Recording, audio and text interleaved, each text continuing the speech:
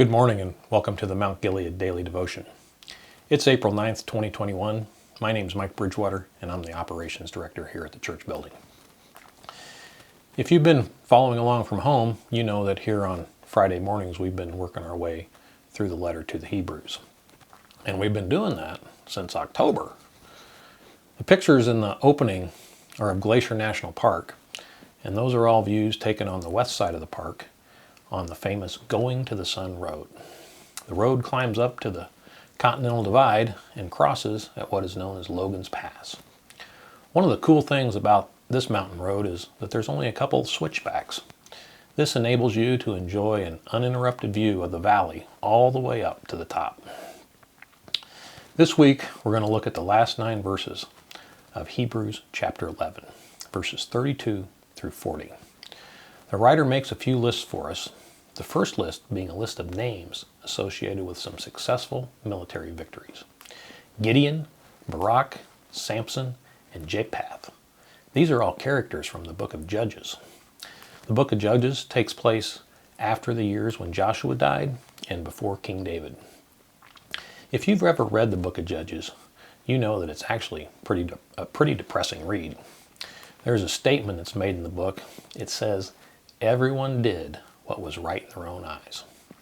It's a roller coaster of climbing up to the peaks and tumbling back down into the valleys. Peaks of military victories in times of peace, and low valleys, idolatry combined with occupation and persecution. The writer goes on to name King David. He was also a military man. Samuel, the first prophet, and the other prophets. The writer then makes a list of successful things that through faith was accomplished. It says, they subdued kingdoms, worked righteousness, obtained promises, stopped the mouths of lions, quenched the violence of fire, escaped the edge of the sword, and women received their dead raised to life again. That's all some really good stuff, having faith in the good times. Then the writer makes another list starting in the second half of verse 35. This list, though, is filled with hardship, suffering, and persecution, having faith in the bad times, some really bad times. Others were tortured, not accepting deliverance, that they might obtain a better resurrection. Still others had trial of mockings and scourgings, yes, and of chains and of imprisonment. They were stoned, they were sawn in two, were tempted, were slain with the sword. They wandered about in sheepskins and goatskins, being destitute, afflicted, tormented, of whom the world was not worthy. They wandered in the deserts and mountains, in dens and caves of the earth. The point of the writer being that it didn't matter if you were part of the good times or the bad times. All of these obtained a good testimony through faith. It's been said that there are only 2 sure things in life, death and taxes. We can add a number 3 to this list, bad times. Paul tells us in 2 Timothy 3:12, "Yes, and all who desire to live godly in Christ Jesus will suffer persecution."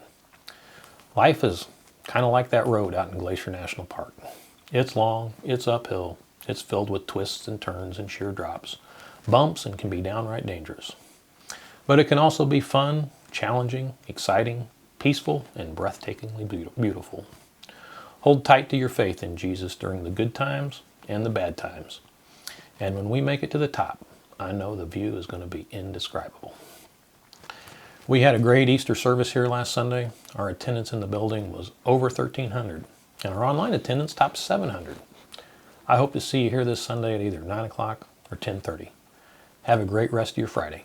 Bye-bye.